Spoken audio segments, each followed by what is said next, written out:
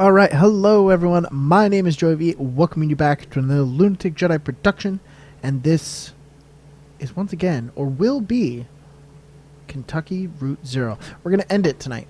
Now, for the story, the people that make, I believe it's Cardboard Games.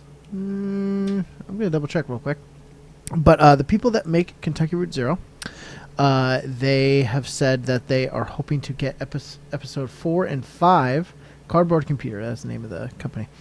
They're hoping to get episode 4 and 5 out soon, but it's still a little ways off. So because of that, once we finish Act 3, that's kind of where we're going to be ending for a little bit.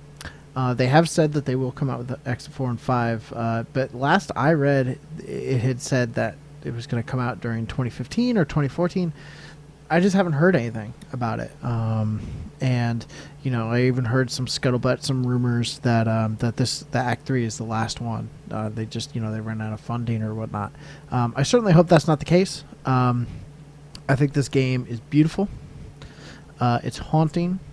It's a really interesting, and the word interesting can get thrown around a lot, and really. I had a friend, Jess, who would tell me, don't use the word interesting. Interesting doesn't tell me anything about it. It could be bad. It could be good. It doesn't tell me anything. It just tells me that it's it has intriguing and new and updated. It has a new take on how an adventure game should be told and how the story should be told. Not only are you choosing the way that the story goes, but you're also encountering different ways of digesting that information. It's not just the main character is Conway and the secondary character is Shannon, and they just talk to each other and that's how you tell the story. It's like you have the idea of people in the museum looking through cameras at Conway and at Shannon and at Blue the dog, and being like, oh well, yeah, I saw them do this thing, and I heard that they, fell down some hole, and then this happened. And it's like it adds some intrigue, it adds some mystery, but it also is just a different way of going about it. It's really fantastic. I've really been enjoying it. The art style is just utterly fantastic. And it's telling a weird story. It's telling a very, I don't know, kind of Twin Peaksy story. Something that doesn't necessarily have to make sense. It's just intriguing. It's the mystery is enough to keep you going. And so with that being said, I'm going to dive right in to Act 3 now. As a reminder, I'm going to do the exact same thing I did in Act 2, where I will read all the dialogue, but my personal camera is going to be disabled for this playthrough, and there will be no stream overlay. It's just going to be the game. And then when I'm done, I will switch back over to this camera, and we'll do the closing thoughts. So without any further ado, let us start up Kentucky Route Zero, Act 3. Let me just switch over to here. Make sure my chat is viewable. All right, and you should see it from there. Start Act 3.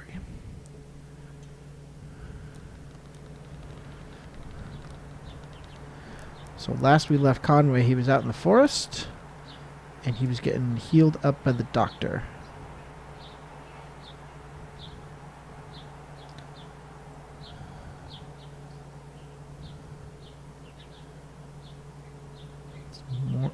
Definitely more bright. Radio announcer. 83 and sunny now. Looks like it's going to get up to about 101 by late afternoon in Louisville and 103 in E-Town. Not a cloud in sight, so get out those parasols. Ha ha! Major accident just ahead of the Bardstown exit, so if you're headed to work on 31, you are late, my friend. Ha ha! Sugar? Just a little. I forgot how you take your coffee. I'm tired. Those old horses of Iris used to keep me up. Oh, I like that. I heard you yelling. Bad dreams? We were up on a roof, Ira and I, and Charlie. eating a light supper. I was drinking sweet tea. Charlie was reading. We were surprised by other houses, closely packed. Huge sidewalks. It must have been a... what's the word? Subdivision. That's it, I'm sure. Below us, a group of people were gathered, standing quietly. A man was reading from a book. I asked Ira about the weather. Would it rain on Tuesday, or when would the sun set? Something like that. He wouldn't answer me. Charlie stood up, and Ira told him to watch his step, and then I remember... I woke up before I could stop him. I always told him to test each tile with a heel first. If it's a heel, you can kick it back and still put your toe on something solid when the tile slips. I remember your lessons. You just wanted to study his... what was it called? Aviation. I'm going with the guys moving the plane in Act 1. Aviation. That's it. How could I forget? It wasn't his fault. It wasn't anyone's fault, Conway. That's what we mean when we say it's a tragedy. A shame. Sure. Well, we have a mail order delivery today. Might be a long drive. Hope the truck can hold up. That truck will outlive us all. I hope you're right. Glad you'll keep it. Ira would have wanted you to have it. I've been running since Charlie was born. Ira took me to the hospital in that truck. So did you once. When you fainted. My hero. So, long drive. They said they couldn't come in person. Maybe just a shut-in. I don't recognize the address. The order is all... I'm sure we can fill it. Guess that'll be the last. I guess it will be. The last act of Lysette's Antiques. The... oh, what's the word? I don't want that. The finale.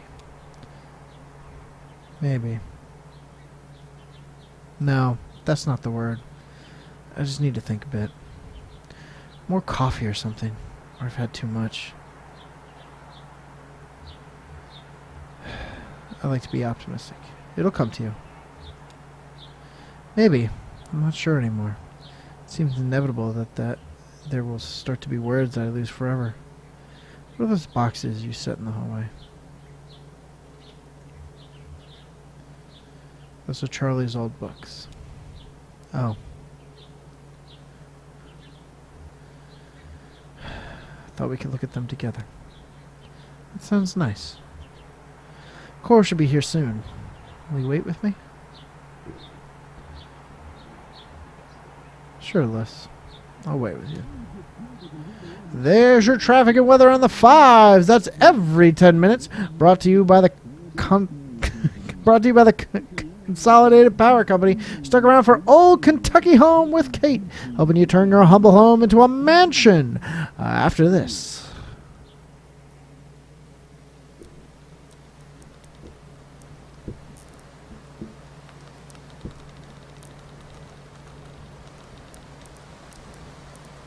God, look at the art. It's so beautiful. Oh, shit.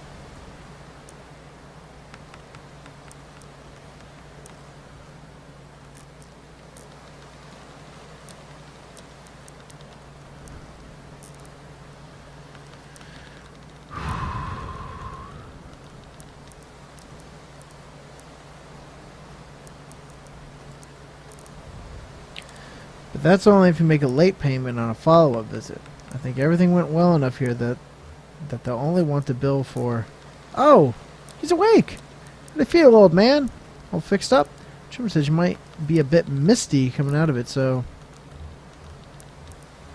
I was dreaming. Dr. Trimmer, that's unlikely.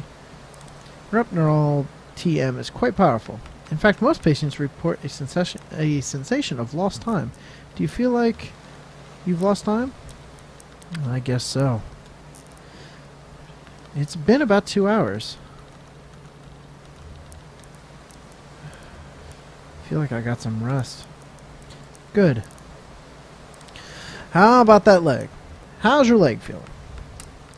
Yeah, that's the important part. Conway shifts his leg a bit in the chair, testing it. Well?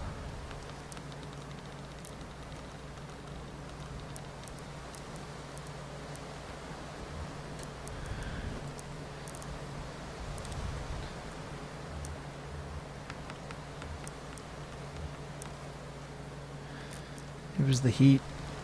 Shingles are cracked on the sawn, and one of them slipped out under his feet. Shingles? What are you talking about? Who slipped? Your thoughts and feelings are probably still a little nebulous from the neuropterol. That's totally normal. It'll pass. I wouldn't recommend driving, at least for another hour or two, regardless. Conway stares remotely at his leg. Let's talk about a few things you'd be aware of. Recovery, rehabilitation, and side effects. How long am I going to be recovering? Well, at your age, I want to be clear, you should expect lingering effects of the injury for more or less the rest of your life. Don't immerse it fully in water. Avoid extremes of temperature. I'd stay away from dusty roads and mountain lines as much as possible. Dusty roads? Yeah, dust can be dangerous. If too much accumulates, you can expect some severe shocks. Best thing you can do is keep it clean and free of debris. What do I clean it with? Only clean your leg with a soft cloth, moistened with water or isoprostol or alcohol. You'll definitely want to avoid abrasive agents like detergents or other solvents. So, do you have any questions? Anything about the bill that didn't make sense? I don't mean to rush you, but I have an early fishing trip.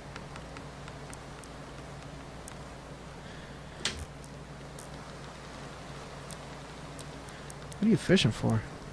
Just out on the lake. Stripers, maybe. Got to keep those wrists and elbows limber, you know? Ha ha! Oh, one more thing. Don't be alarmed if you experience any side effects. Typically, we see daydreaming, deja vu, pensiveness, fugue states, irregular perception of time. About 15% of patients report a generalized sensation of lateness.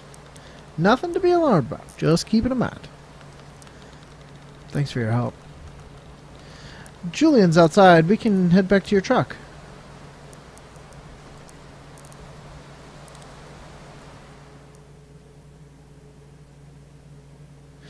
Act 3, Scene 1. Museum of Dwellings.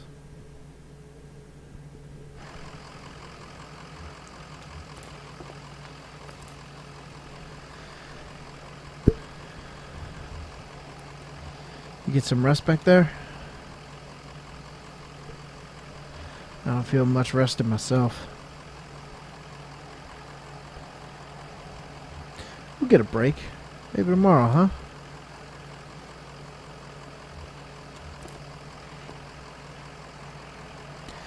How are the drugs treating you? I feel a little distracted.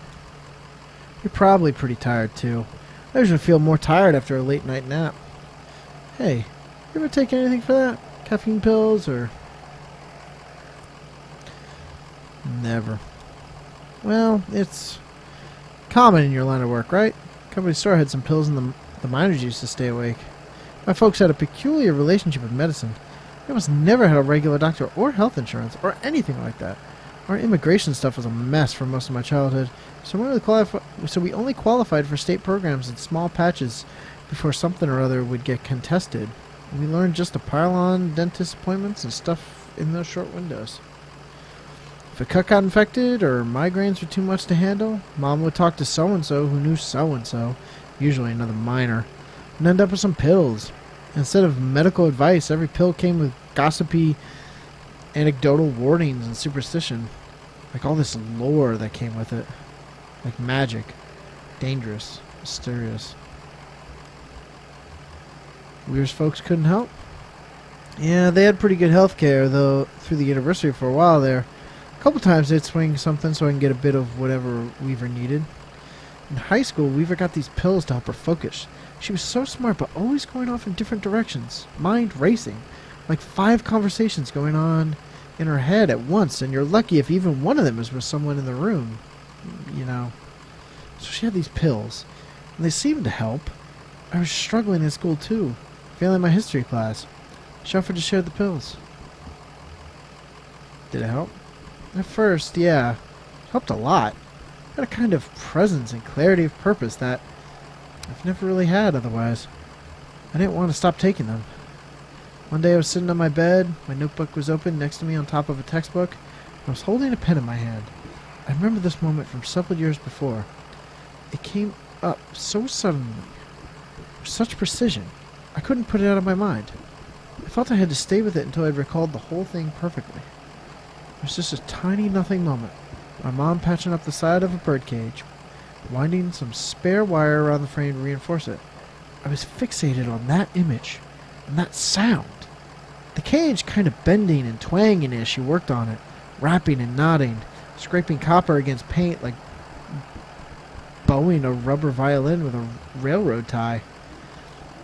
My parents came back from a triple shift and found me still sitting there on the edge of the bed, pen in my hand, delirious with thirst, patching that birdcage with a 1,000-yard stare.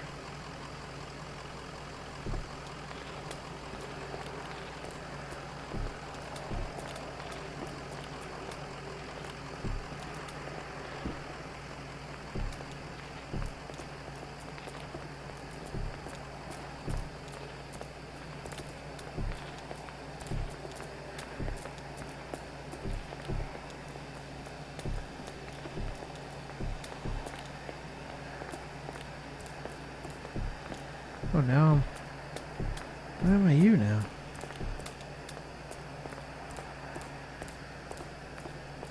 Huh.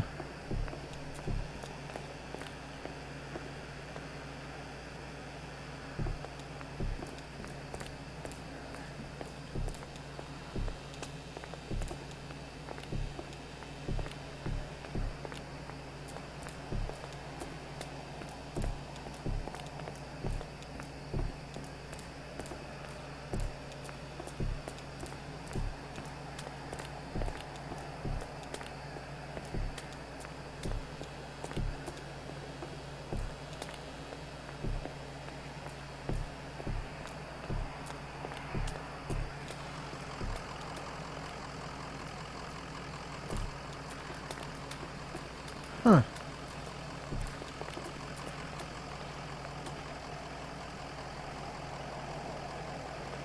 Thought I could switch, but I can't.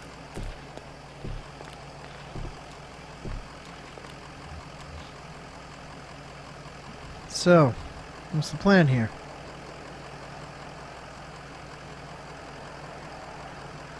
Could use a bite to eat.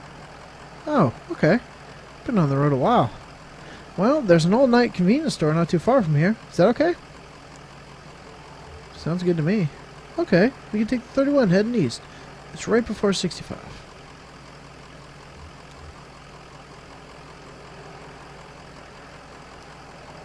To get back on the road.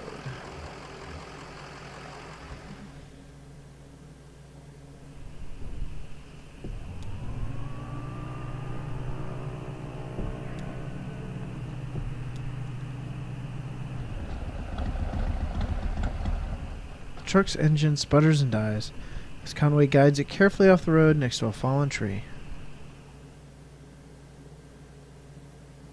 Act 3, Scene 2. A tree.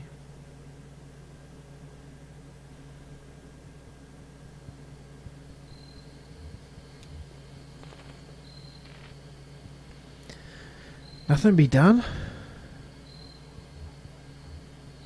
Can you take a look at it? I guess I could poke around in there, but I don't know a damn thing about engines. Wait, is this why you always leave your truck running?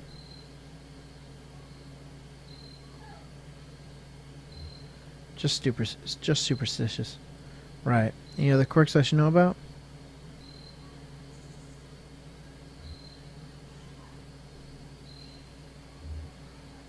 Never eat while walking.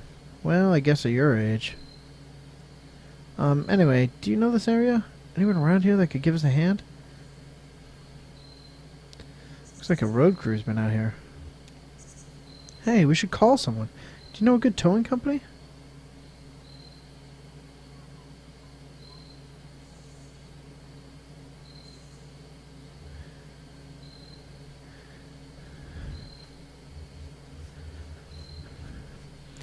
Yep, Lucky Boot Collision and Towing. Here's the card. Nah, I like this. I found this card for Mercadet Wreck Recovery on the dash. Mercadet. Alright, I'll give them a call. Hope I can get a signal out here.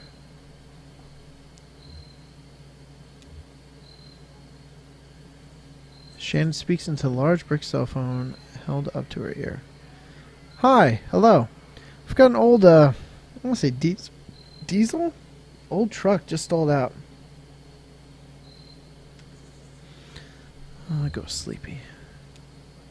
Did I wake you? Your card says open 23 hours a day. Inquisitive. Yeah, that's why I'm calling. Exactly. That's all.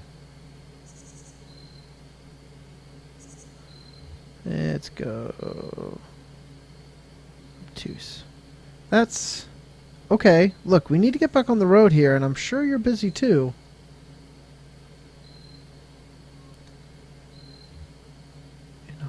Concerned. Thanks for the offer, but we really just need a tow is all. Neighborly. We already ate. As soon as you can get out here, we're off 65 somewhere. Just kind of pulled up by this tree that fell over. Specific. That's actually a pretty accurate description of it, yeah. Hanging over the power lines just like that. Did you see it go down? Assertive. Okay, whatever you need to do. How long do you think you'll be?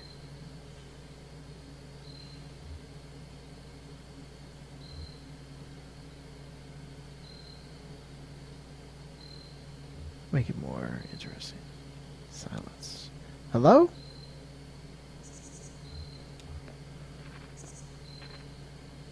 I think they're on their way. Guess we have some time to kill. Pretty grim place to be stuck. I wonder what happened. To the tree, I mean. Maybe it was just old. You know what used to happen to old trees out in the forest? Wildfire would come through and clear them all out. Made room for the new trees. Then people built houses and we can't have fires going all the time. So we keep pulling them out. Now we have all these old trees choking out the saplings. Starving the young trees for resources. Just clinging on to life until... snap. Then some road crew comes by and blasts a stump of dynamite. I think I'll take a look at the radio of yours. See if I can get it going again. No point just standing around. Evening, Akira. How you doing? Good to see you.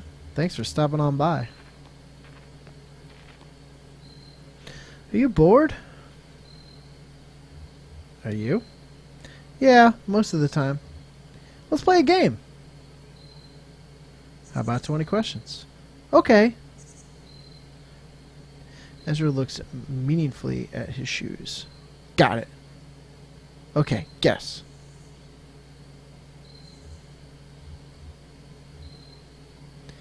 Right.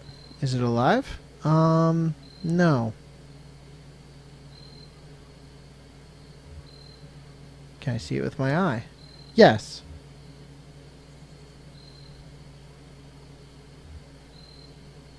Does it last for more than a day? Well, we put it together, and that takes a while, but then we break it apart right away. No, it doesn't last more than a day.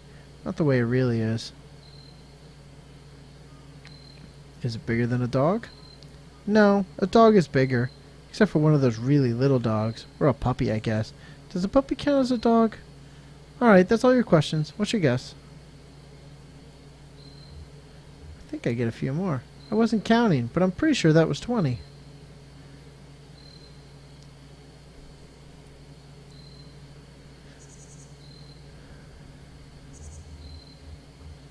Is it a jigsaw puzzle? Yeah, it's a puzzle. Julian found it at the bus station. It's a picture of a spooky underground lake. There aren't any boats, but some pieces are missing, so maybe that's where the boats are. Akira says, I'm doing pretty good. I got 3 days left of work. Feels weird, man. I bet. I bet.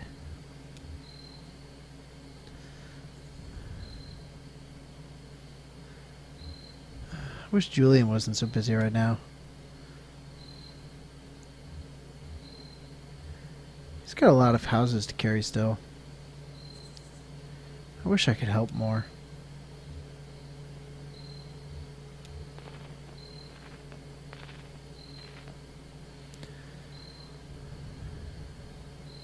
How's it looking?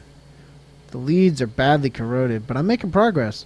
That's what I like about working on electronics. It gets easier as you go on. Or you just get used to it. Almost there.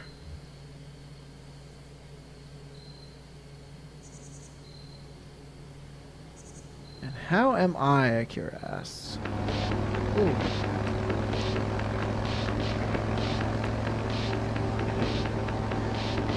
Is this the right way? I don't recognize these trees. What's recognized? Just a bunch of trees. The trees are so quiet, right? Usually you hear birds, wind, a squirrel or something. Turn your ears down and focus on the radio, Cricket. Yeah, you're right. Maybe I'm a little bored. I'll work some chord progressions in my head for a while or something. Ha ha!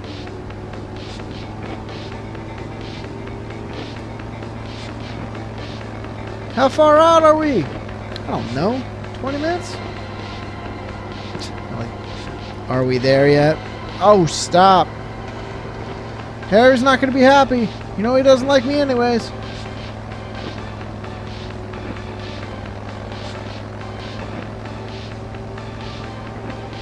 I'll tell him about the frog. He won't understand.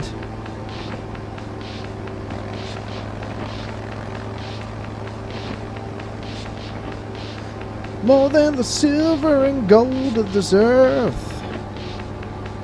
You should have been a poet. I'll leave poetry to the professionals. Nervous about the set? Yeah, I guess.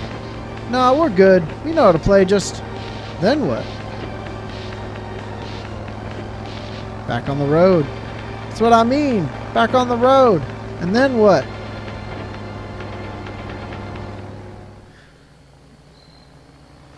I'm doing all right, Akira.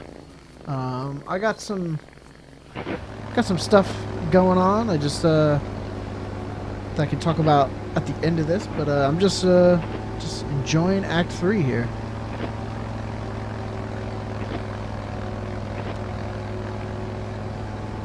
They looked like they could use some help. You gonna fix it up for them, Johnny?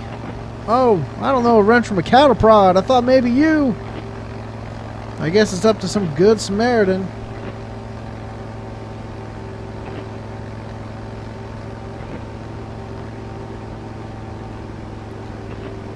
Someone will stop eventually. Someone with nowhere else to be.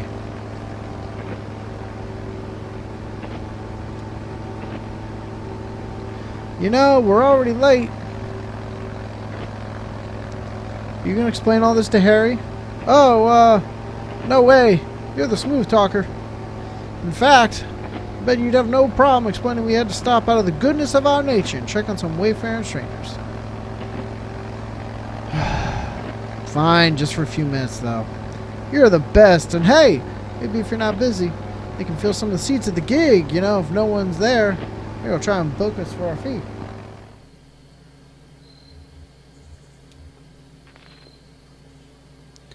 Maniacs. You okay? Sure. You? Oh, no, I'm fine. Thanks. You were in a hurry. Some folks are always in a hurry. Not you, though, huh?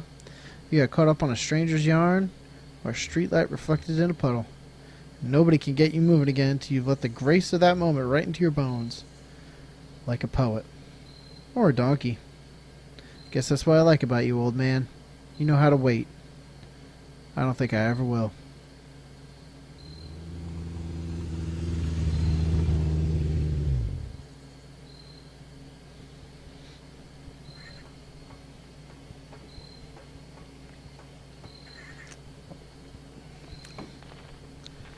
Stay here. Careful. He's wicked with strangers. Ha! You.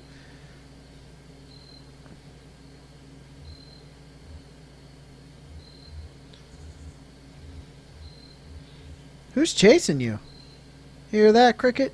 We're being pursued. I knew it. Who's after us? That's a good question. These folks seem to have a certain handle on the situation. So,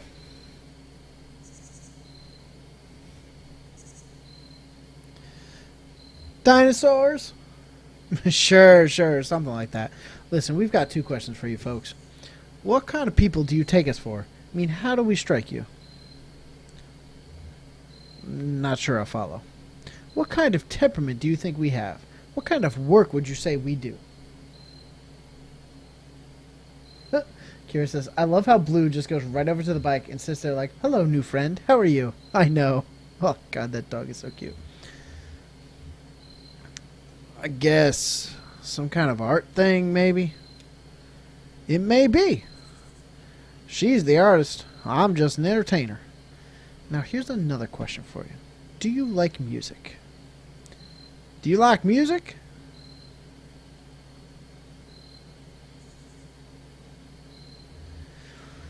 I set used to sing in taverns on the weekend. Beautiful stuff. Of course you do. Say, they should come to our gig. What an idea. Well, we're waiting for a tow. A tow? I won't hear about it. This time of night, you'll be kicking your heels till dawn. We'll fix your truck up. Me and Johnny are a couple of regular gearheads. Why, I just put a new cylinder block in this baby right here. The Weird Vector. That's what we call our bike. We call it the Weird Vector. Because the front wheel's a little loose. We'll get you fixed up quick so you can come to the gig. See, we have a regular booking tonight, and well, we're running late. Very late. That's what I told them. Now, the old man who runs this venue, Harry Esperanza, is a notorious withholder, and if we don't get a few bodies in the crowd, well, he'll go all penny pinching on us. Just a short set. We only have one song prepared. You'll come to the gig, won't you? Of course we will. Of course they will. Can you believe we almost didn't stop? Hungry, old lady? Think you got a crust in the sidecar here. After all, it's so late. Well, it's all said and done. We stopped. That's all that matters. Our gig's at an old tavern called the Lower Depths. It's over there by the old Charlie Morin Highway, just east off of 65. We usually take a ride off the interstate around the petting zoo. Johnny likes the petting zoo. I do like the petting zoo. Now, let's see about that truck of yours. I feel certain you can get it running. Kira says, and everyone feeds Blue. Hells yeah. Alright, so...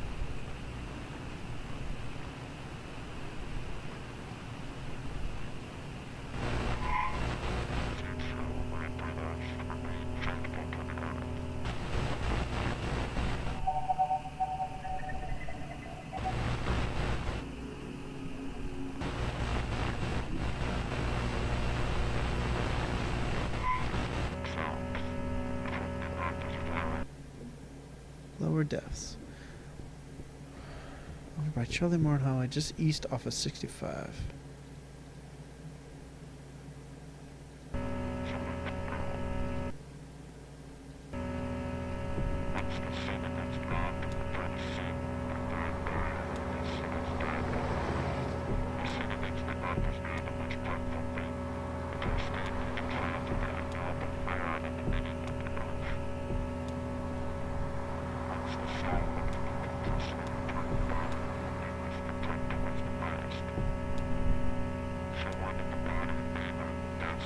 The petting zoo is closed.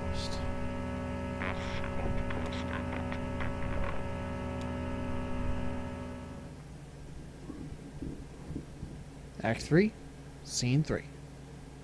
The Lower Depths.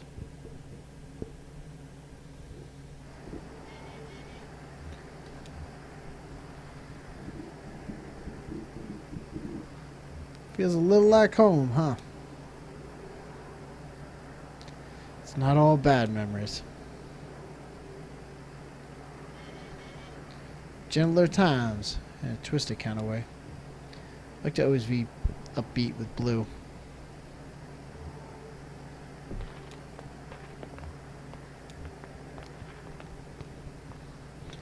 Kind of late. Are you sure they're open?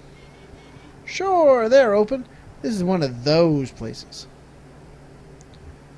Let's head on in. We are not saints, but we've kept our appointment. How many people can boast as much? That's lovely, ma'am. Who said it? A poet.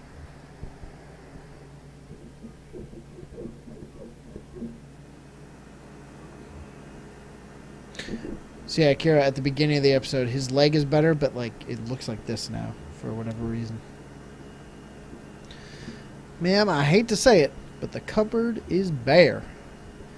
Have some vision, Cricket. We've got 1, 2, 4 patrons.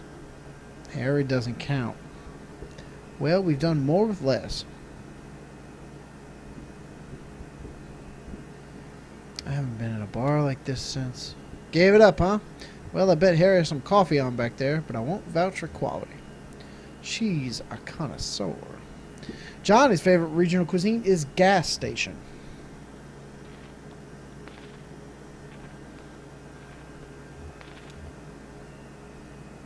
A rough brick between 2 pieces of stale bread sits in the center of the table, surrounded by a ring of undisturbed dust.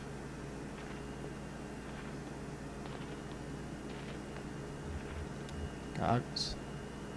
A bulky set of black goggles sit on the edge of the table, next to an ashtray, a newspaper, and a few empty glasses. Huh. What is it? I guess... I don't know. Can I tell you a horrible secret? I never wear eye protection in the shop.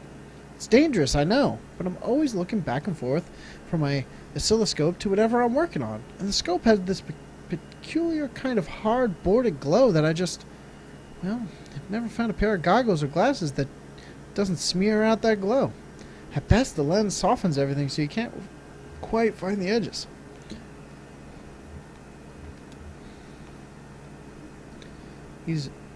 Ezra flips eagerly through the jukebox's catalog of songs. What do you think? I don't know how to play this game.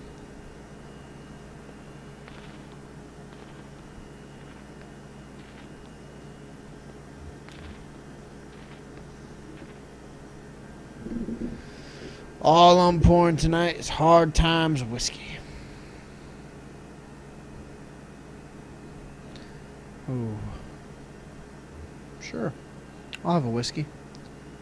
Coffee, right, old man? And I'll have a Coke. No Coke, no coffee. Hard Times whiskey. Forget it. Say, shut the goddamn door, would you? Can't afford to run the AC all night. Sorry, Harry. Oh, it's you two. Where have you been? Never mind. Listen. Can't keep this place open through the small hours of the night just waiting for musicians. Gets lonely, doesn't it? Yeah. Kinda. How about some music? There's nobody here to listen to it. I can't pay for... We brought some people, Harry. A crowd is forming. Yeah, but also couldn't you use a break, Harry? Couldn't you use a break, Harry? Been on my feet all day. But why do they make mechanical noises?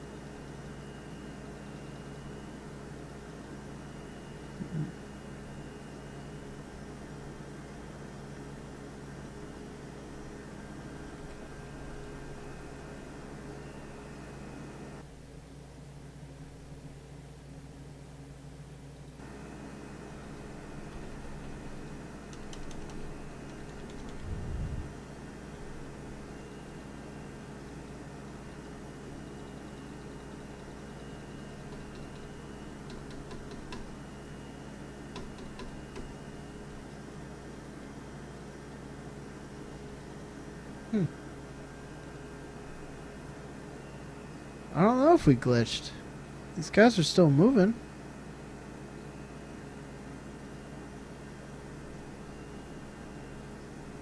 Huh.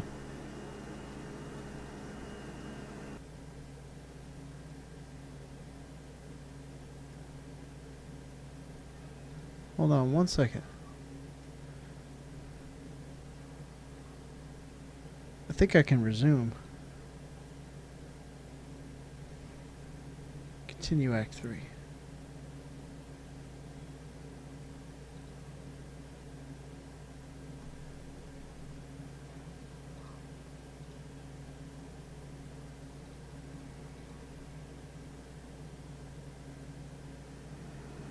Alright, we're gonna skip through this real stuff real quick.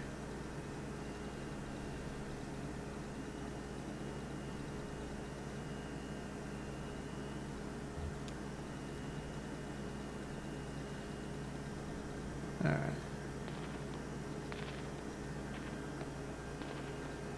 Gonna check the sandwich. Gonna check the goggles.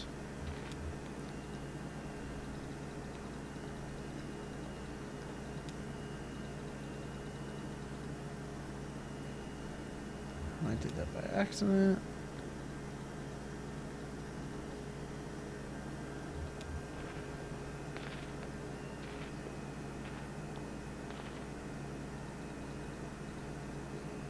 Sure, I'll have a whiskey.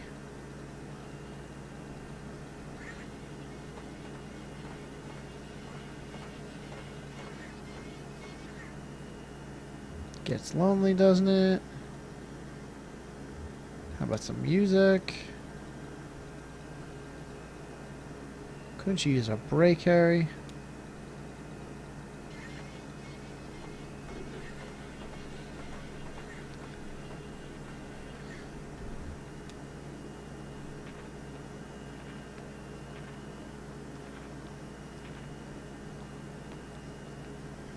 How's it looking out there?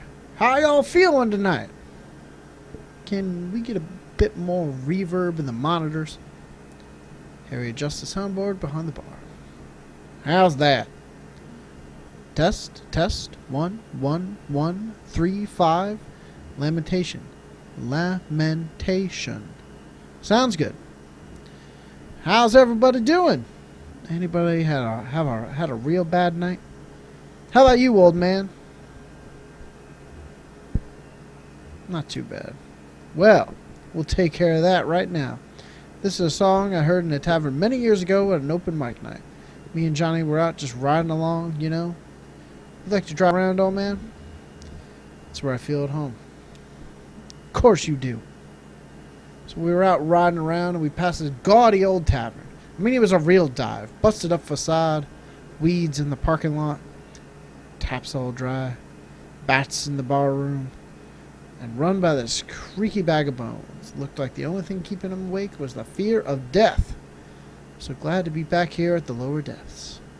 Hey now. So we stopped for an early drink, and there was a lady singing right here on stage. And the song she sang, well, it stuck with us. Now it's a regular part of our repertoire. Never got that lady's name, but she seemed like a sweet gal. And she had the voice like Scotch whiskey. We just hope we do her song justice. So here it is. Too Late to Love You.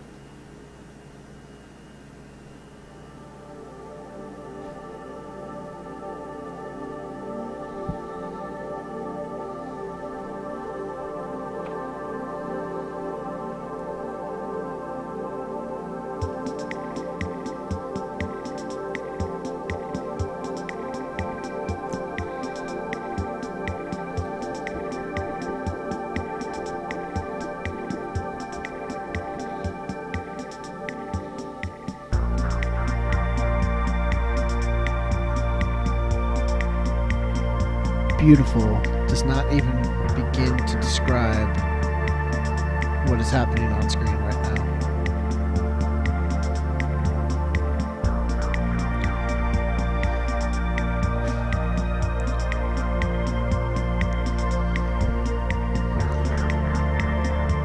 Oh wait, I gotta wait for the thing.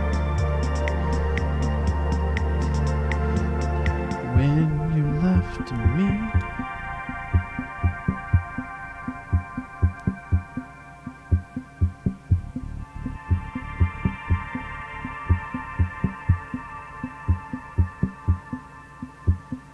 When you left. Ah, they went for it. I don't even have to do it.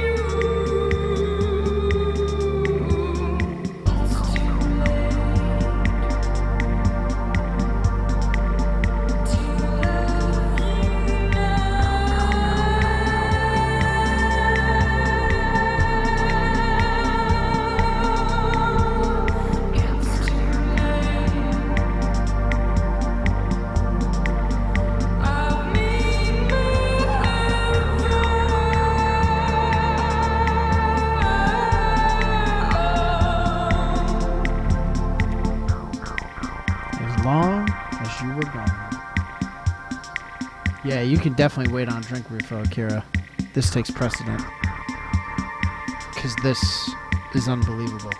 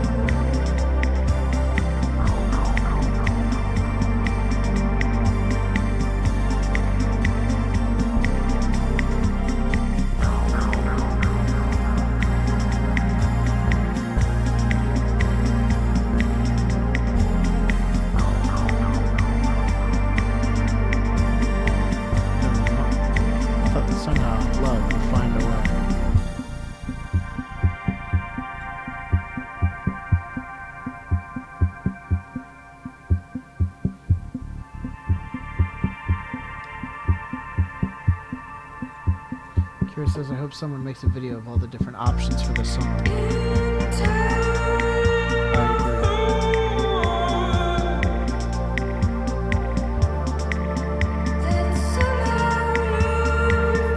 agree.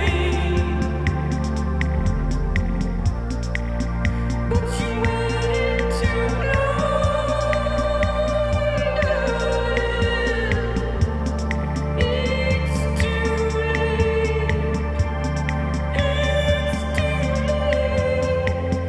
too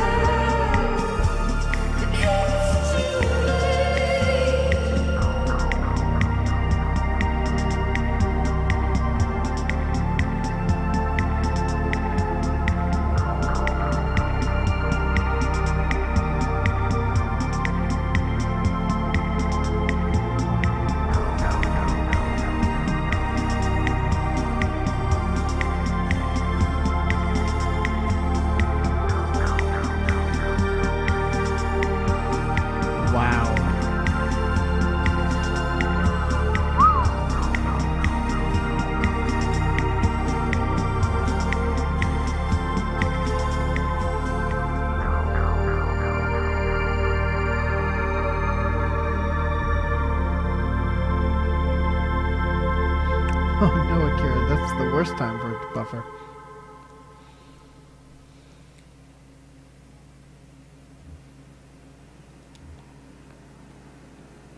Well, hope you liked it. I've heard it before. I don't doubt it. You look like you've spent an evening or two in a grimy old tavern. Listen, we appreciate you folks sticking around for the show. There's nothing more wretched than playing sad songs to an empty room. We just got to get our fee from Harry, and then we'll get you headed to the Zero. Kira says that was amazing. Oh my god. Oh, I just have goosebumps and chills like all over me. Oh, god damn, that was amazing.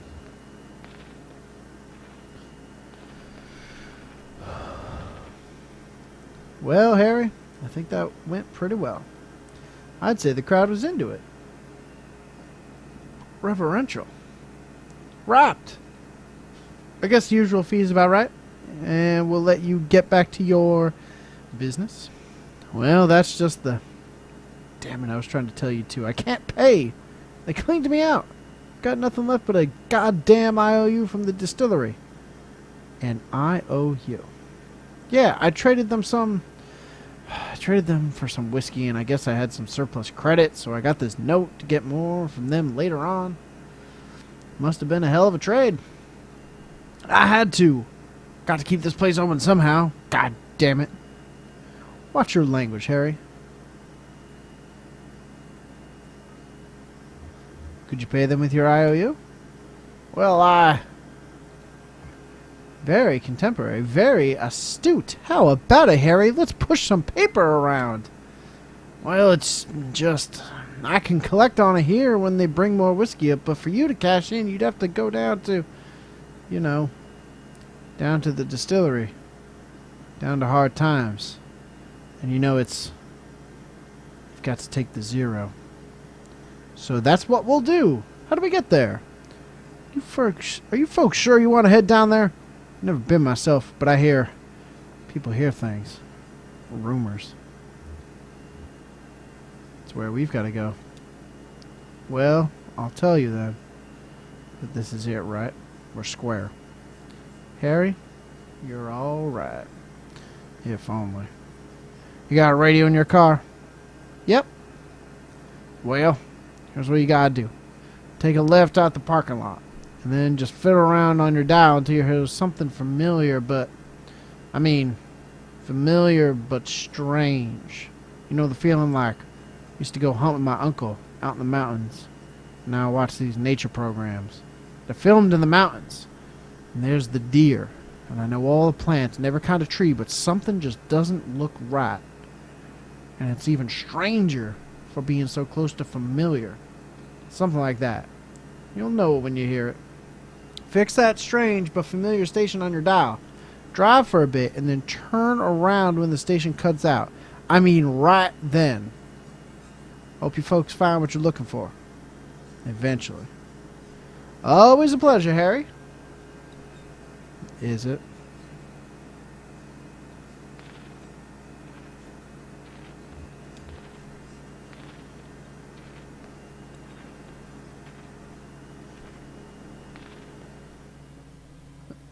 Kira says, this is like one of those ritual creepypasta.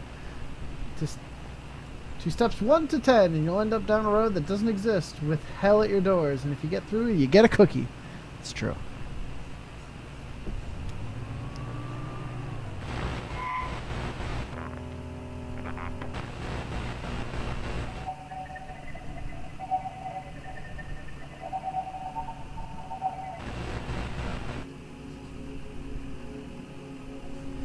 Station doesn't quite match the bartender's description. Definitely weird though. Let's keep scanning. Said we know it when we hear it. What's this station? I've never heard this before. Sounds like horses. Horses running? A race?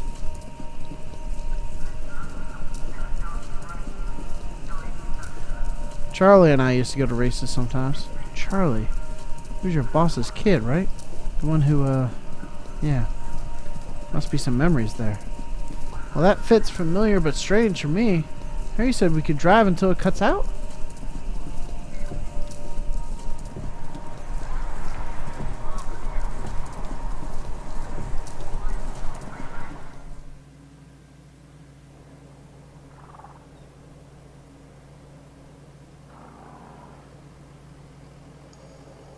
Well, that's not creepy at all.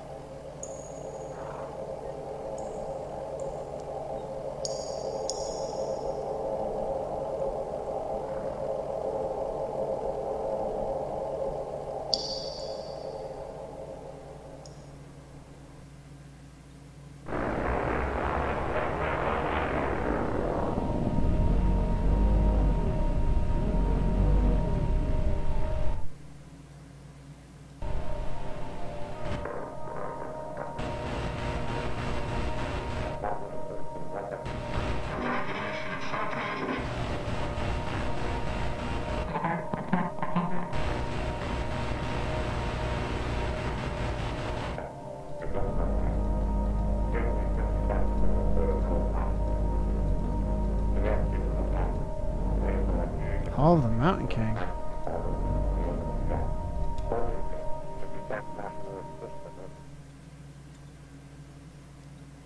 Act 3, Scene 4. Hall of the Mountain King.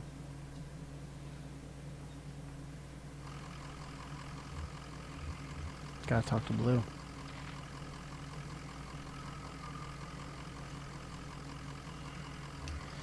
What do you suppose happened here? Some kind of storm washed it away? Or just a slow drip from the ceiling wearing it down?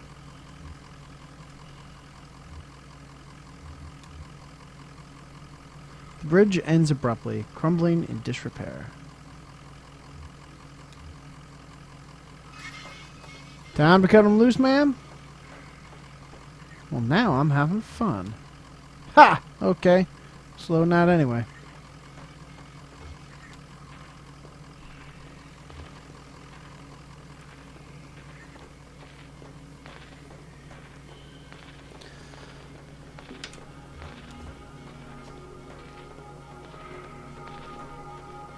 A loop of decayed rope is coiled on the banister. Some rotted sections have been smoothed over with a fine dust.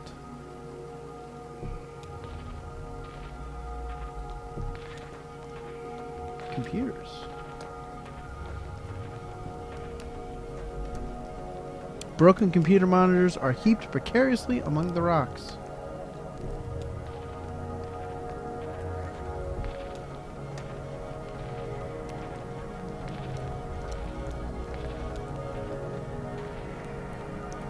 A pet carrier for a cat or small dog has been left by the path.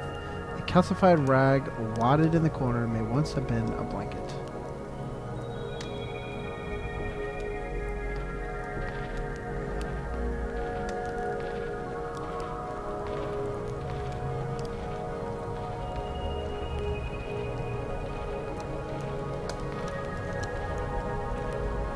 A hiking backpack leans against a rock. It's empty except for a dusty bag of cat food and a few punch cards.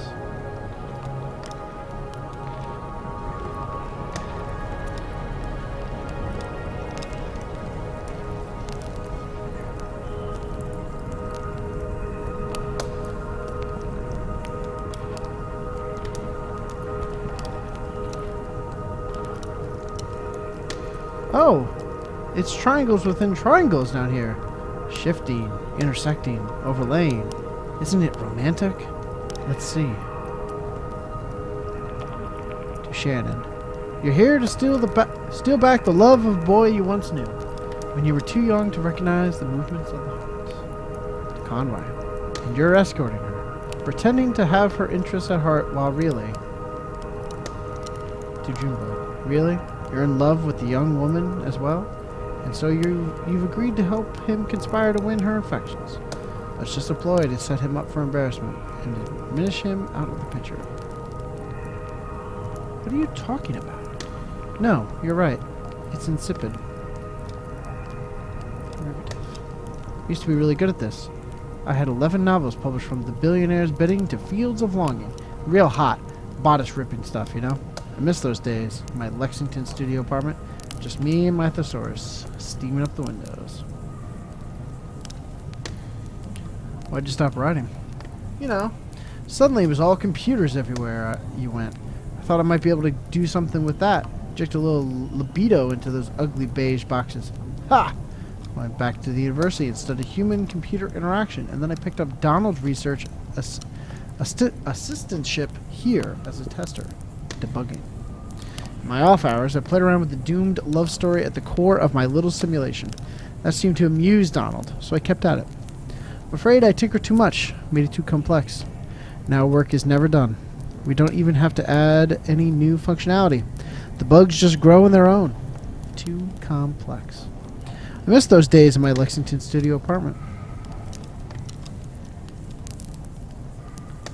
A woman in a tattered cardigan looks furtively at the other people around the fire.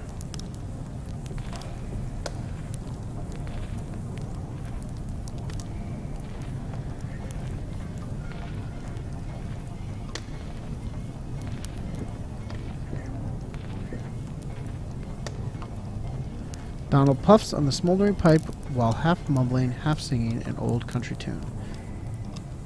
Where the old green river runs through hills and caves not known to us, down to that sunless sea.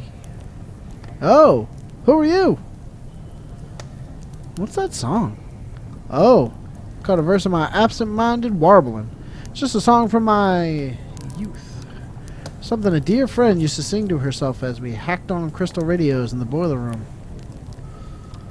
In an old Kentucky where my love a lovely home did build for me, and where the old green river runs through hills and caves not known to us, down to that sunless sea. From there on, it's all meandering rivers and romantic greenery, and that is... what were we talking about? We're a bit lost, actually. Ah! Came from the road. The zero. No, you should stay off that road. Not safe. Bizarre topology. You'll never get anywhere. It just brings you right back here.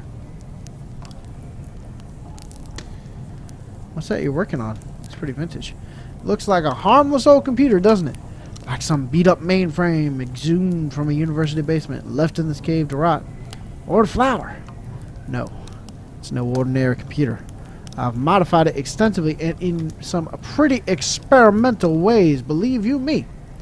And that's to say nothing of the software, but... You look like a technically minded sort of person. Tell me, do you know the effects of mold growth on diffused base transistor circuitry? Sounds like it would short circuit.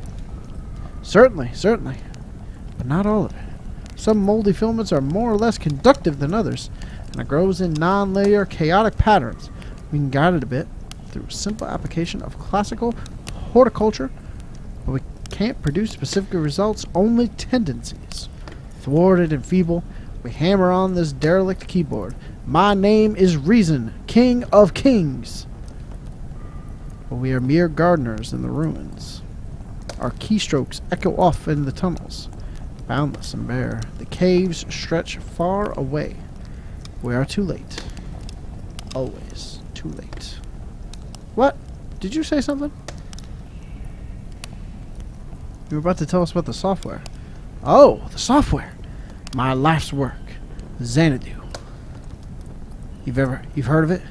Perhaps you've read about it in a journal? It's been years since I published anything. Xanadu has evolved significantly since I explained its data structures in literacy multitudes, hypertextual narrative as post-structural witness. Evolved, and then deteriorated. I'm afraid you are too late, fellow hypertext enthusiast. As the mold accumulated on the circuitry, Xanadu blossomed for a moment into something holy and enchanted. Then all the charm was broken. Do you have any idea what it's like to spend your life building something, and then sit powerlessly as your work declines into ruin?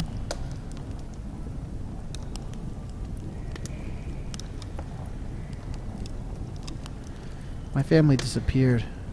Julian and me don't know what to do. So, wandering out the ones who give us purpose, like a ghost. Well, I have my own ghosts, and I keep them in here, in Xanadu. It's running on that glorious dusty machine. Take a look if you'd like. Too late to do anything but smoke and reminisce anyways. Far too late to do anything.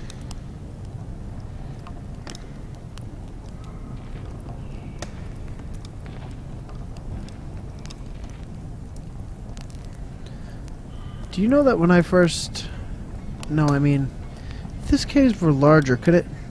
I'm getting ahead of myself. I've got it. How would you characterize this space? The one we're standing in now. Kinda spooky, but I'm not scared. Spooky for a baby. I think we'd all agree that's a fair assessment. How could... Wait, let's unpack that for a moment. What makes it spooky? No. How do you know it's spooky? Or would be spooky for a baby? Shadows. Sure, that's... But they're not just shadows, right? I mean, they could be... They're projections. Or maybe they're... anatomies. How's that? Can you tell we're surrounded by creepy anatomies? Close your eyes. Will you close your eyes? Okay. Good. Now. You are standing at the top of a rocky peak. A tongue of flame licks the shadow anatomies of... Where are we? Oh, here again. How disappointing. Sorry to disappoint. No, it's my fault. I shouldn't be so attached to the future. It's always getting in the way of my work. Better to be in the moment, carefully observing and documenting with no attachment. Let me give you an example. I was a grad student studying statistics when I started working with Donald on his project. He said we needed someone with a more analytical mind to do the descriptive writing. Someone who would appreciate the cave descriptions as real labor, instead of taking their authorial voice for granted. Donald warned me it would be long hours of typing painstakingly detailed descriptions into the computer. And I've put in the hours. Believe me, I've put in the hours. I've described every facet of this cave in such detail that sometimes I don't know if I'm reading or looking, writing or exploring. Often in the dark and lonely moments, I worry that in my sleep I've transcribed rooms from my dreams into the system. How would we know? They can only be entered with precise, faithful detail. That's all I know how to write. And all I dream about is caves. I only dream of caves.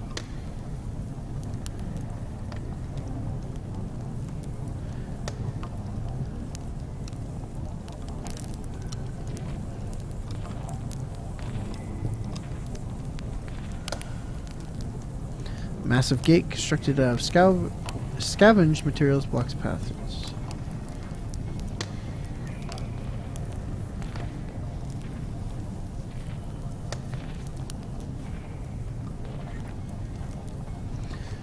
The kingdom is in peril.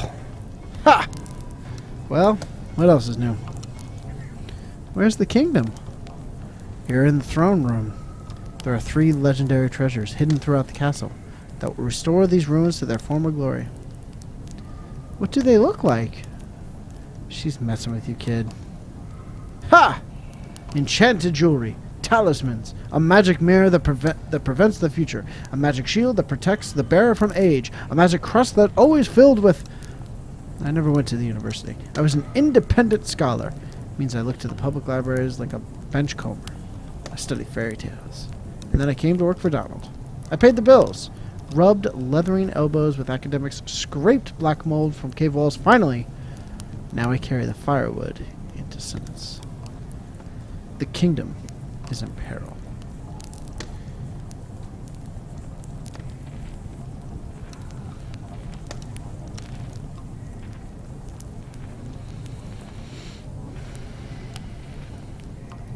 Baffling control panels are sheltered from the elements with a worn tarp. A closet-sized wall of knobs and wires looms behind the machine. Hurried faintly. An electronic typewriter is the only easily recognizable component. How do you think we get it started? This old thing? Maybe there's a hand crank around. Oh, it has a run key.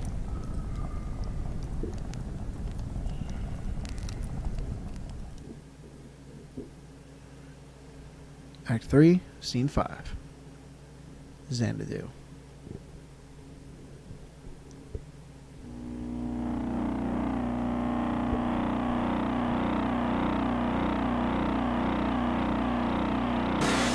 Ugh.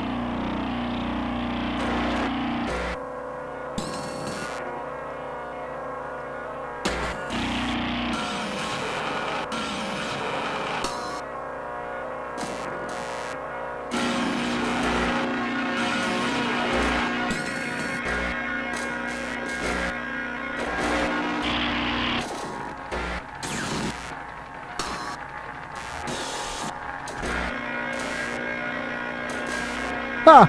This thing's in rough shape. Do these switches do anything?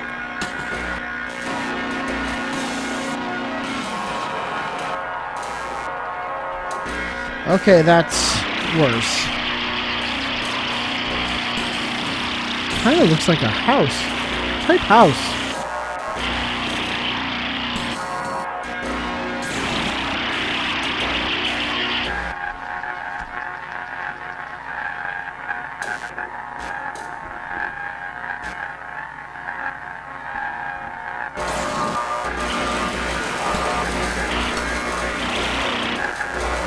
You are in the...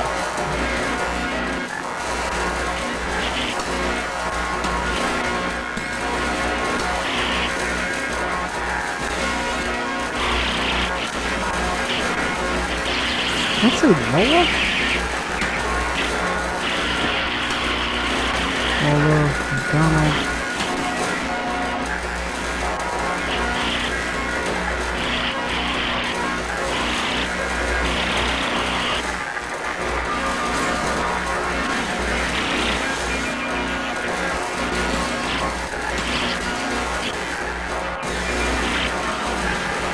Damn, I can't tell what she's saying. I have my portable degausser with me. Also, something like this can build up a remnant magnetic field that sort of warps everything along with whatever pattern it settles into, you know? The degausser clears that up by suddenly shaking the magnetic field around until it's uniform again. That's how I like to think of it anyway. Like shaking a snow globe. Ha! With a shot.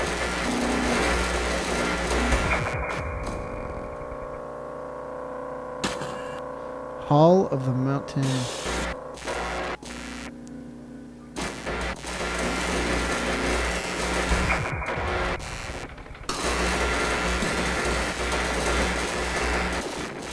Well, okay.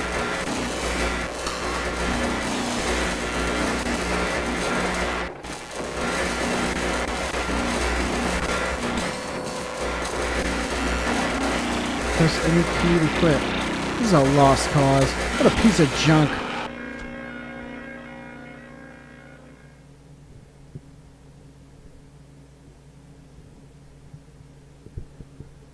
Act 3, Scene 6.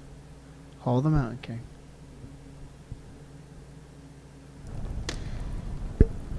Bizarre. What was that about Lola? Maybe Donald knows how to clear this up, clear it up a bit.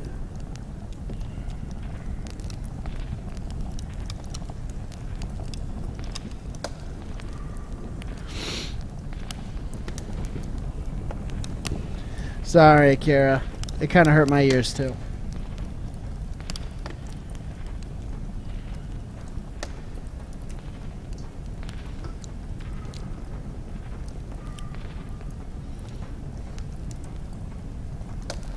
So, you've seen it for yourself. What's left of it?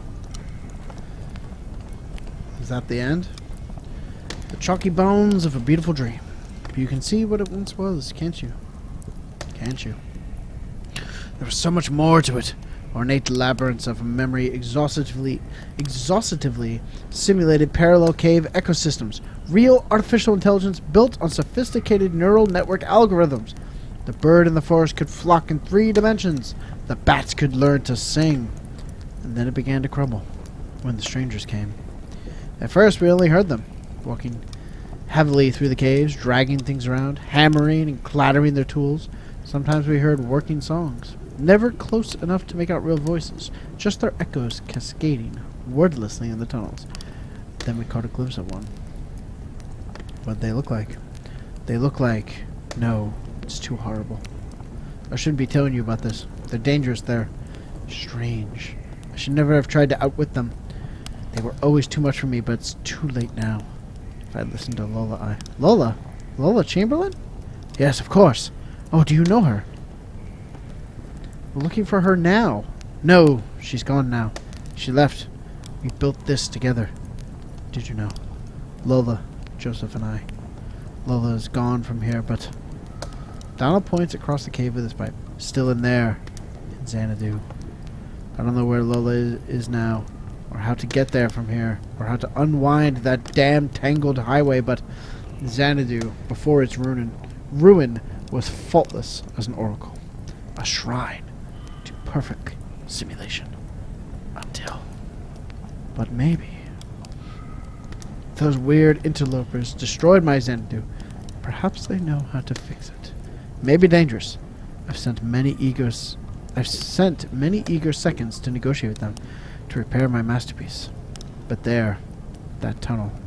Push back the vines. Crawl out into the darkness. Watch your step. After a while, you'll feel the terrain change beneath your hands and knees, from rock to crystal, and then to mud. Then you'll be out.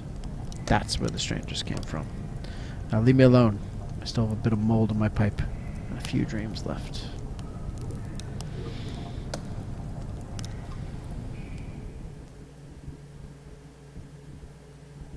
Act 3, Scene 7. Where the strangers come from.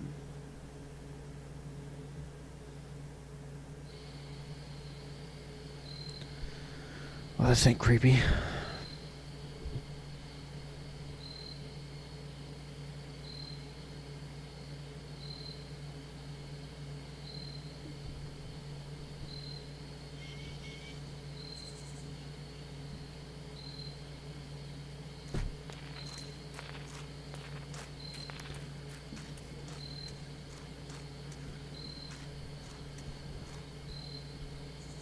Well, this can't be right.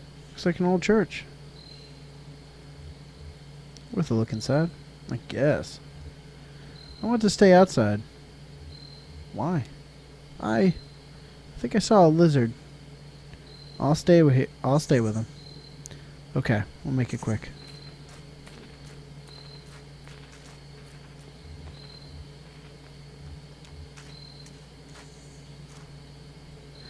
An epitaph is engraved on the stone grave marker. Rebecca Elliott. Generous disposition will be missed. Below the inscription, a note is written in white chalk. HT 8191T. Fill date, June 29th. Notes of Almond.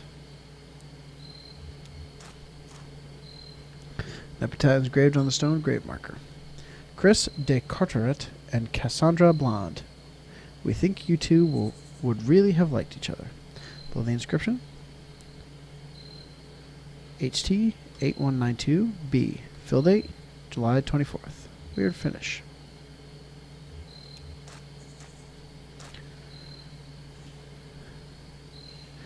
Kevin Hill. Always had a far-off look. Probably still does. HT 8192E. Fill date, August 1st. Aftertaste of rainwater.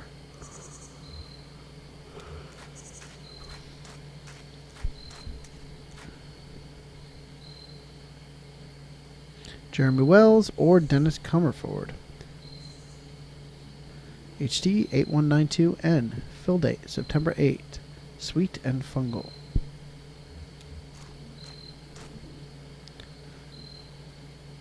Brandon Boyer. Would have wanted it this way. HT 8192Q. Fill date, September 9th. Maple/turpentine.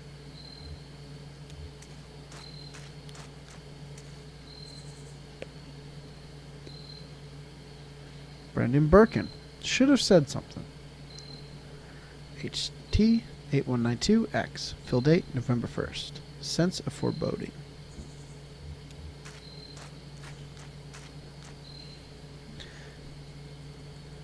Unknown. Seemed reasonable. HT 8192Y. Fill date, November 2. Easy on the nose.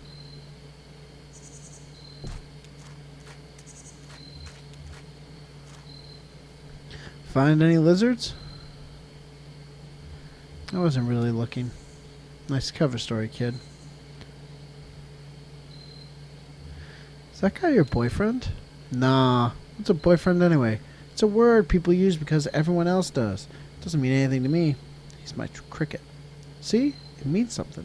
It's specific.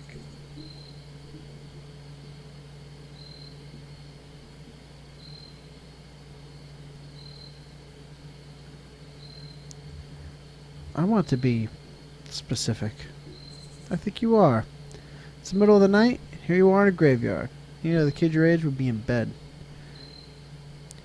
Just gotta make choices and own them. You think I was born this foxy? Came off the assembly line about a half-foot shorter and all gray. No eyes. They were going to have us clearing out the old mine. Doesn't matter what you look like under all the rock and water. Bunch of gray shadows shoveling and hammering invisibly at the walls, draining the tunnels. Johnny found some gear, an old tape player. We hid away in an underwater cave and listened to it over and over. And we knew we weren't miners. We slipped out onto the road, just these two featureless shadows. And ever since that night, I've been detailing, coloring in, specifying. I feel more like myself every day. I feel more like myself when it's just me and Julian. Well, there. Now you're getting specific.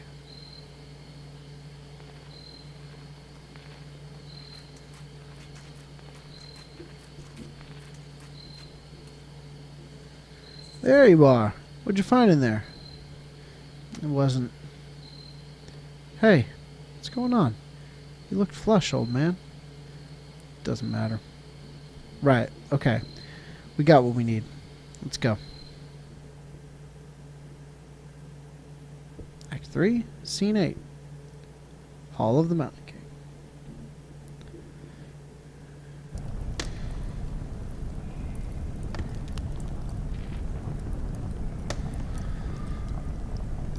Trace an orbit round the road. Close your eyes with holy dread. For we on mold and whiskey fed, and drank from rivers down below. We found your strangers. We know how to fix your damned machine, but I'm not sure it was worth it. Oh! Soon the visions will return. What have you found?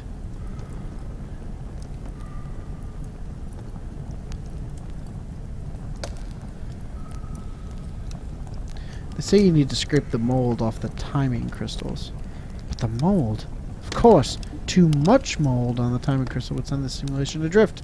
Each moment lived out of sync. By all means, yes! Clean the timing crystal!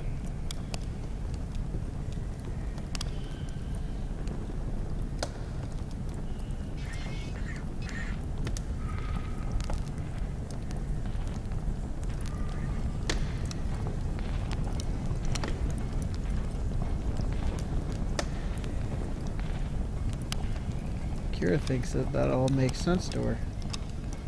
And that she hopes that she's wrong.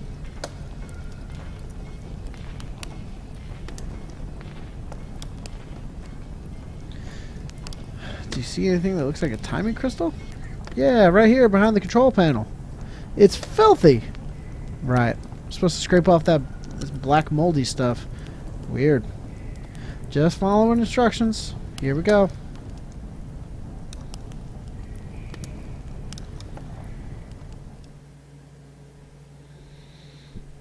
Act 3, Scene 9. Xanadu.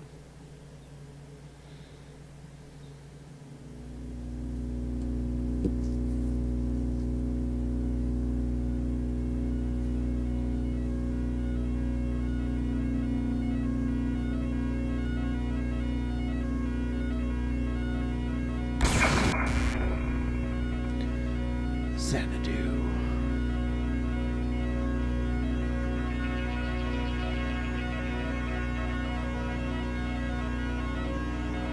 At end of road.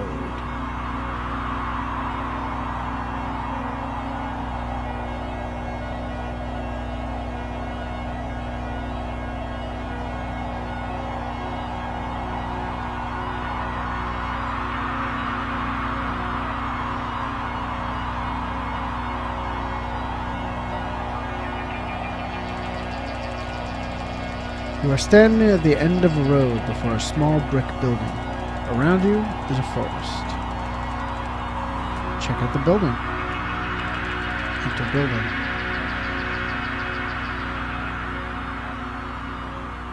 Inside building.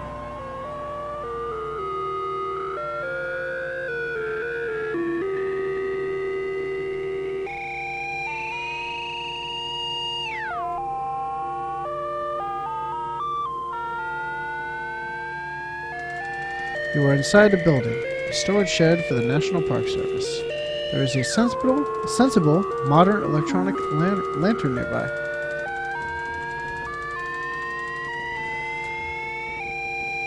Get the lantern. Taken. Exit building. Enter forest. That's not something you can enter. Just type a direction. North. In forest.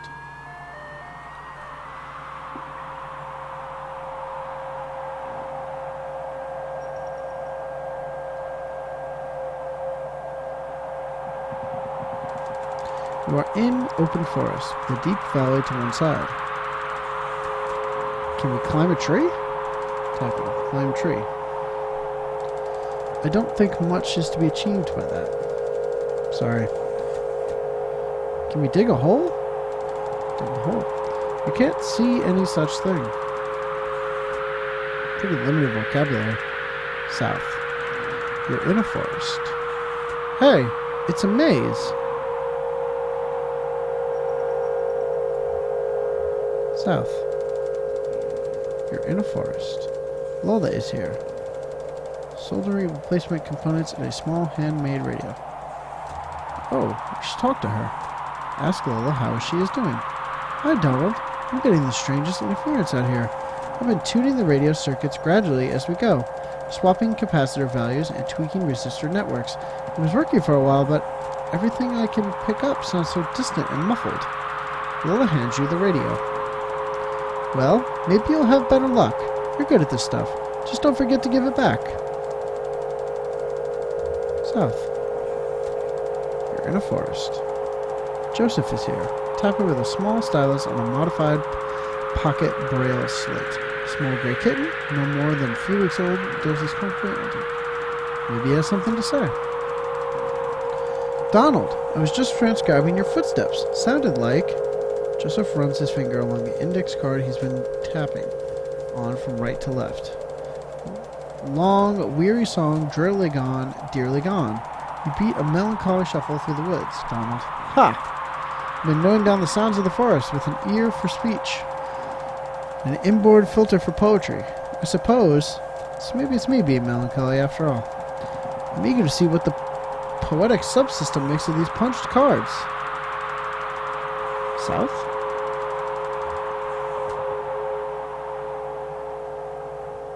At edge of hole.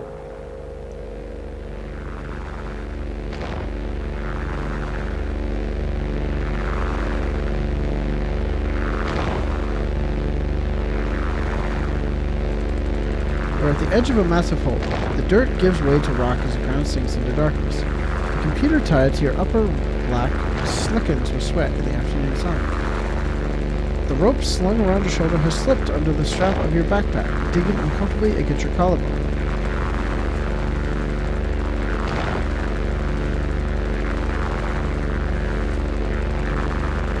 Yell into the hole first to see if there are pirates. Yeah. I only understood you as far as wanting to yell. Yell, any pirates down there? No response. Sorry, kid. Batting 0 today. At least we know there's no pirates. Shine the lamp into the hole. Your lamp is now on. Shine lamp in hole. The lamplight only reaches a few yards down the hall, where the rock is coated in a slimy black mold. You can tell that the walls are too slick to climb safely without assistance. Try using the rope to climb down safely. Tie rope to tree. The rope is tied snugly to a tree trunk. Down. Your feet slip a few times on the slimy rock, but you remain stable. Lola and Joseph descend carefully after you. In bed quilt.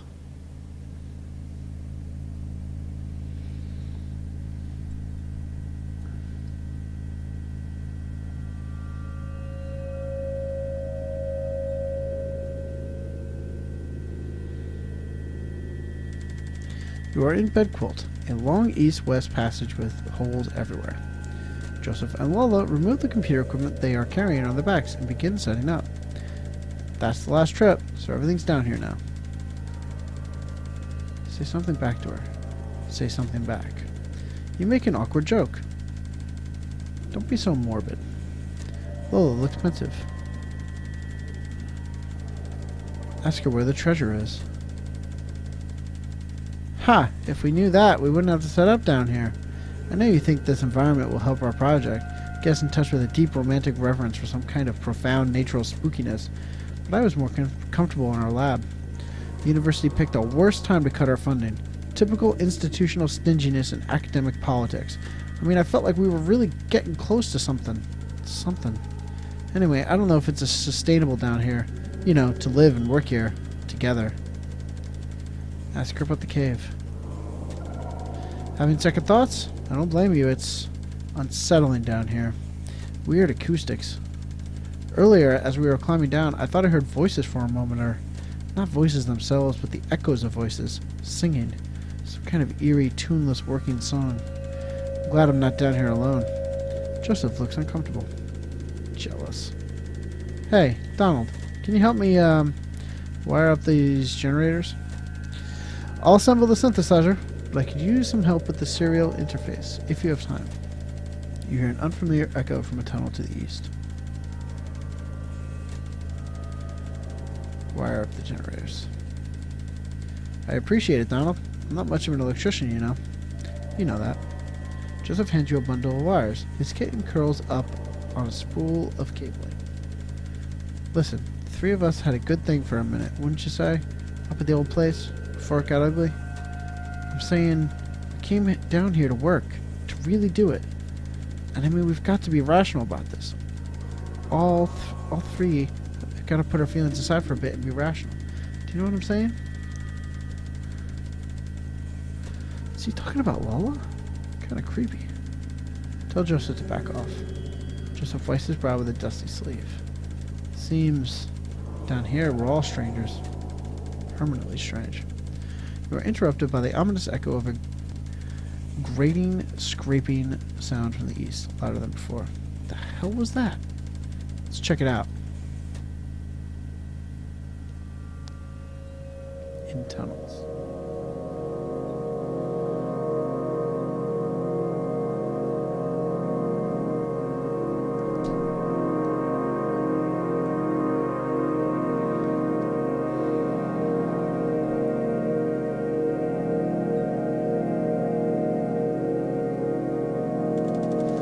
Rush down the tunnel. Joseph and Lola close behind. That got kind of intense right there. How do you like all this, kid? Kind of boring. There's a lot of reading, but I'm really good at that anyway. The tunnel narrows, and soon you find yourself crawling on your hands and knees. Navigating the tunnel gradually becomes more awkward. The smooth rock gives way to jagged crystalline surfaces. Scratches and taps echo from the end of the tunnel, some short and piercing, some slower and groaning, as if dampened by water. The tunnel opens into a large room.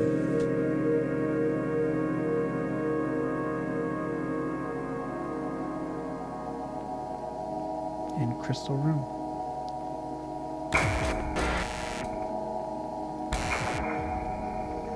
Oh boy. I don't like this.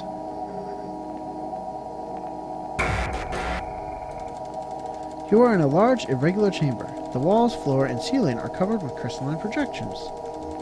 Strangers are here, scraping black molds from the crystals. They look up when you enter. One of them seems about to speak. Finally! Listen to what he says. The stranger reaches for a box he's carrying and presses a plastic button. The box whirs to life, and a crackling voice blurts something unintelligible, then slows to a deep gurgle. Looks at his companions momentarily in confused disappointment. Then he returns his awful gaze to you. Joseph flees through a tunnel to the north. Lola flees through a tunnel to the northeast. We follow Lola. Run north. Lola's headlamps scans across the northern passage as you run. Soft shadows loom perplexingly from floor to ceiling. You feel around to distinguish shadows from crystals, but eventually you find yourselves cornered. You have hit a dead end. Who are they?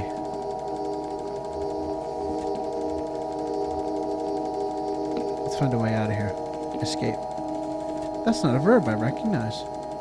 Look for escape. You can't see any such thing. Listen, I think they've gone back to work. They seem strange somehow. Maybe they've forgotten about us. Alright, let's try to pass them quickly now. Don't make eye contact. Then we'll find our way back to the equipment. In Bedquilt. You are in Bedquilt, a long east-west passage with holes everywhere. Lola is here, panting for breath. Did they follow us? Where's Joseph? She seems pretty scared. Reassure Lola. I know, but... Never mind. I don't want to think about it. I guess we should wait for Joseph here. This is where he'll go, right? May as well wait. Wait. Time passes. Lola nervously runs her hand along a vein in the cave wall. I guess we could wait for an hour or so. Search for him. I only understood you as far as wanting to search. We have to be more specific.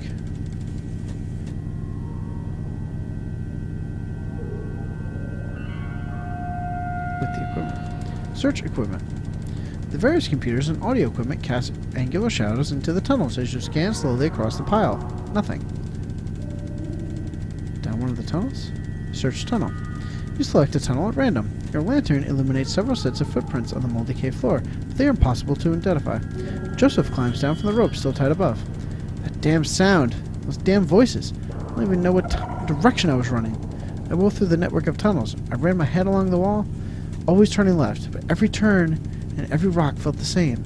For all I knew, I was running in circles. Finally, I ended up here. And I hid. I panicked. I heard you talking, but I didn't think I could trust my senses. But listen, there's one thing I have to tell you. While I was out there, lost in the tunnels and the caves, I came across the Zero, and I had no idea. It's like a real place. They pick up garbage. They deliver mail. They go to work and go to church. But it has an awful kind of emptiness. Wandering through, I heard horrible echoes. Weird images got burned in my mind's eye. A television, a scarecrow, a crystal, a feather, a sandwich, a CRT monitor, a bottle, an anchor. Lola looks down at her feet. What's up with Lola? Ask Lola what is up. Nothing. Just... Joseph, you sound... disturbed. Lola, you've heard the same damn stories I have. It doesn't matter now, damn it. I'm leaving. To hell with all of it. Get him back on track. We're so close. Divert Joseph's attention. You shout something at Joseph about the project you are working on together. You'll die in these damn cold caves. And what about those men? He'll know to come back.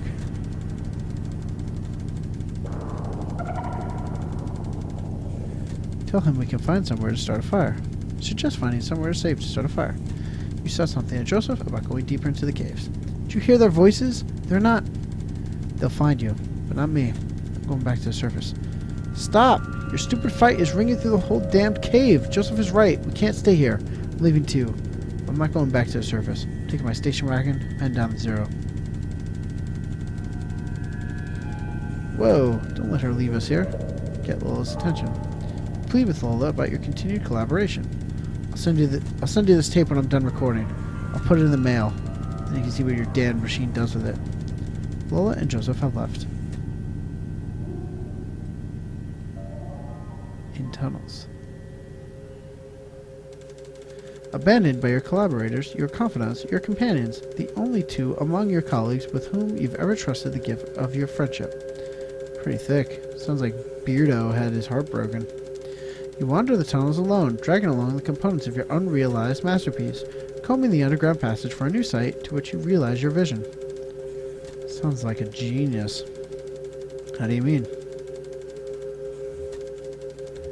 Vain. Vanity. Ain't it the truth? My aunt Remedios, before she got into the whole Musicology, oof. She was a painter, mostly nudes and oil. She had this model. I'll never forget him. Big, classical, physical guy. Looks like he was about to storm Troy. We'd everyone call him the Colonel. Weaver and I saw this guy naked a lot. Couldn't help it. He was always posing somewhere in the house, chasing the light from room to room while Aunt Remodius made a sketch of his profile or worked on the right mix of pigments for his abdomen.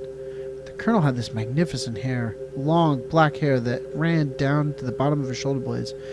One evening he was standing next to an open window in the back of the house. The sun was setting. Early spring, I think. It was kind of windy. Aunt Remedios was trying to get his hair right. She kept arranging it like half in front and half behind, running over his shoulder and laying across his chest in this very specific way. But it itched him or something. And he'd do this weird, indignant shuffle thing. Or the wind from the open window would push it around, or he'd start and turn his neck where Weaver and I ran by, and everything would be tangled again. The final product was a swirl of black lines billowing around the top of his neck. Weird thing is, I don't even remember his face now. Just that black swirl. Probably the best one she ever painted. Hall of the Mountain King.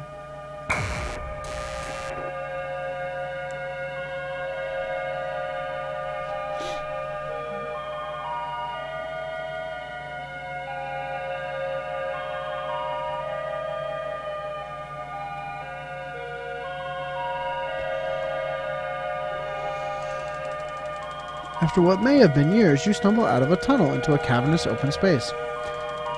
Stalactites adorn the ceiling like grotesques. In the center of the room is an enormous rocky spire. This is where you will set up your equipment and establish your legacy.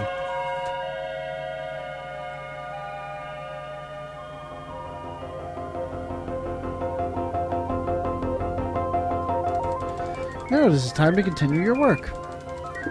Research assistance, 0. Realism index, 37%. Romance index, 2%. Mold coverage, 0%. You may hire a new research assistant, assign assistants to a task, or sleep until tomorrow.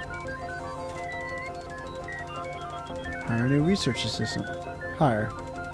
Uploading job advertisement to university message boards. You have hired Andrew, who studies statistics. Assign. You may assign research assistants to debugging.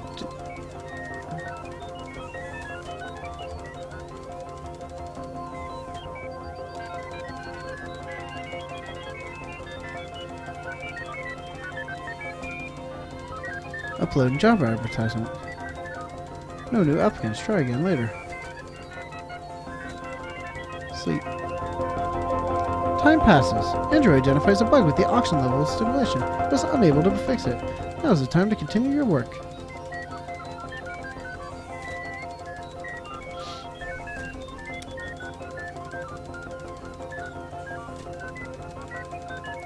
The fuck am I doing, man?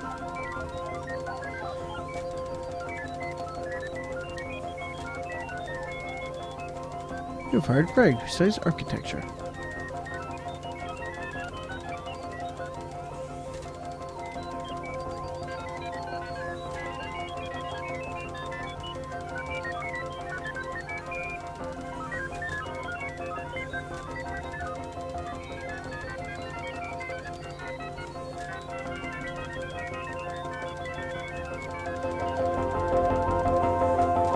Greg muses about the love lives of fungal colonies. Andrew discards centuries of exhaustive data on the uniformity of cause and effect. Greasy black mold is collected on the computer equipment. Now is the time to continue your work.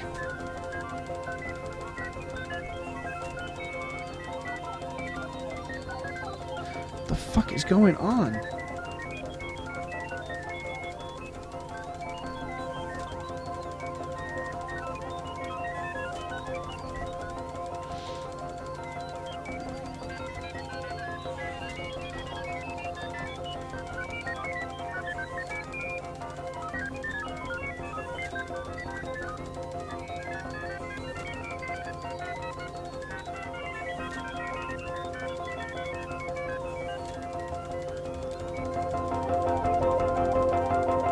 Weaver makes adjustments to the eco.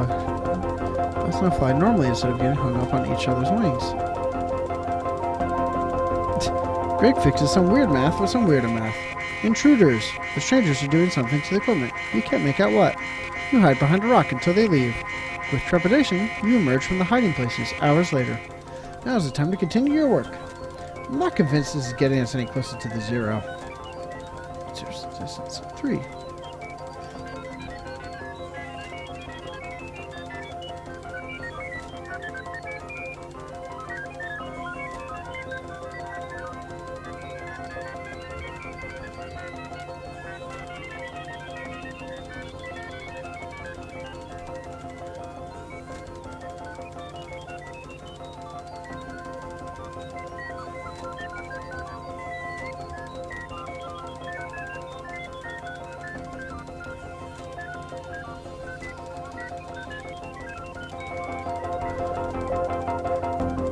Weaver widens tunnel slightly. Greg fixed bugs. Andrew fixed bugs. Marianne fixed bugs. Weaver follows the strangers in tunnels. She doesn't return, but neither do I. Now's the time to continue your work.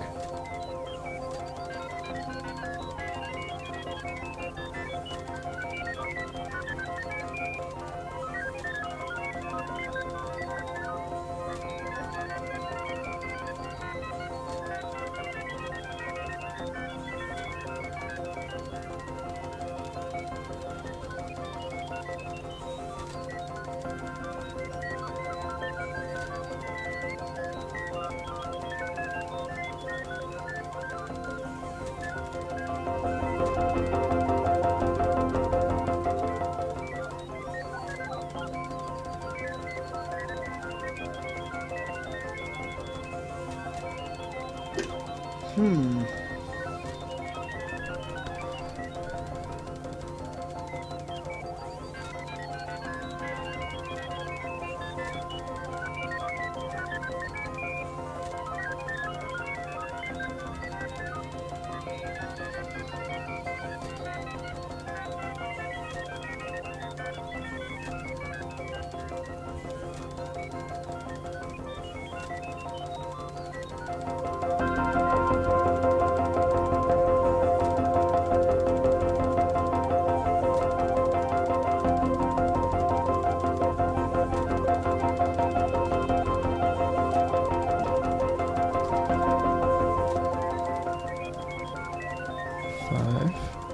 Realism.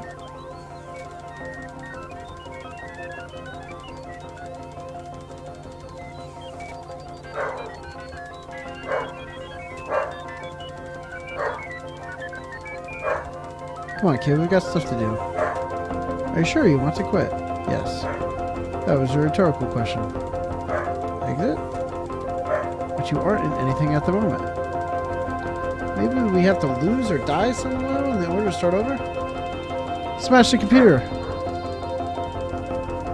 Violence isn't the answer to this one. Maybe we have to wait it out. Wait indefinitely. Time passes. Research assistants come and go.